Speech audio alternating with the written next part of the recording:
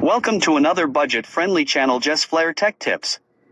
We got this Ryzen 5 3400GA quad-core CPU with 8 threads, 3.7 GHz, 12 nanometers process, with Radeon RX Vega 11 graphics. Current can do good performance both in gaming and office use.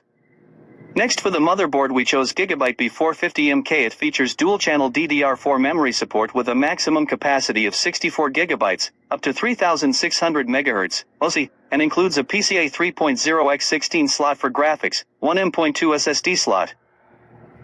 For the RAM, we chose 2 sticks of DDR4 2666 MHz Samsung RAM. This days might be a little bit pricey, but you still got a lot of options in Lazada or Shop. For PSU, we chose in Play 550 watts. It's generic, but I say, not all generic PSU is bad. Many are with qualities and standard. I disagree to others' opinions that generic gets burned up easily. For the storage, I chose WD1TB SSD SATA. It was proven with quality and tested in many reviews at Lazada. For PC case, we go much cheaper with Win01 Micro ATX PC case for only around $16.89. For the monitor, we chose 22-inch ViewSonic HDMI, price at around $67 only in Philippines. It was proven and tested in many reviews at Lazada or Shop. For PC speaker, we tried 2 high-definition audio with Bluetooth for only $7.30 at Lazada. Yes, that is so cheap.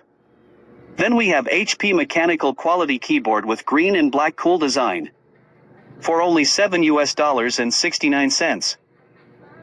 For the mouse, we chose M12 wired USB mouse RGB for only $5.63. And we go to the benchmark. Watch this. Thank you watching. Is Assassin's Creed Syndicate. This game is several years old, but if you want to play on an integrated graphics chip, well, the latest and greatest AAA games may not be the wisest choice. I did not include Assassin's Creed Odyssey because, frankly, that unoptimized mess would not play very well on this. And if we're going in alphabetical order here, and I'm just going to show you small bits of footage from each game and then the chart. Some of these will go really, really quick. Some of them I'll spend a little bit more time to talk about, and certainly the first one here, because after all, this is the first one, so I kind of have to introduce everything. In the upper left-hand corner, you see the MSI Afterburner number results. The actual IG percent all the time, it's not up there because there's a bug in the current version of MSI Afterburner, which was reading it at a power of 16, which made it 65,000 and change percent, which looked ridiculous, so I left it off. Notice we have 16 gigabytes of RAM, although 2 gigabytes of that is dedicated to the iGPU. And of course, you can see our CPU usage, which is into the hyper-threading a bit here, because we're over 50% usage. But the boost clock speed is very, very nice. We're at about 3.9 gigahertz overall, and the frame rate looks nice. But what I'm going to talk about mostly is which is playable, and it's fine, and it looks okay, I guess, uploaded to YouTube. But compared to 1080p high, what a difference. I actually played the game for about 10 minutes, running around just randomly killing things and leaping from building to building. 48 frames per second average, 36 frames per second 1% low, 19 frames per second 0.1% low. It worked, it's okay, but this just demonstrates the limits of an integrated graphics chip because, again, Assassin's Creed Syndicate is several versions and almost 4 years old. Moving along, this is the built-in benchmark to Deus Ex Mankind Divided. I am not going to show you the full bench too long. I only want to leave it up here for a few seconds so you can see the real-time performance numbers. You can see I am running the benchmark in MSI Afterburner. I am not using any game's built-in benchmark numbers here at all. So there'll be 1% and 0.1% lows even when I do the built-in benchmark.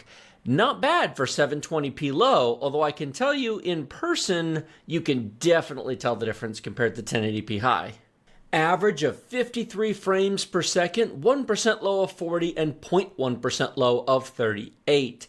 You're going to see that as a reoccurring theme here where AAA games like this, even though they are several years old, have to be run at 720p low in order to get acceptable frame rates. But not all. I have a surprise for you later in the video. F1 2018, 1080p low. This is not 720p low. These sorts of racing games do generally tend to run pretty well, so I was able to crank that resolution up to 1080p low detail. We are not using any render scaling here. There are a couple of games that are, and I'll call them out. Fortnite, for example, does when you run it at medium detail at scales, but we'll get to that in just a minute. 60 frames per second, not bad, and even though it's low detail, if you just want to play a driving game, this looks remarkably good at low detail. I don't know about you, but sure, I'd play that. 58 frames per second average, 48.1% low, 31.1% low. Yeah, that should be playable.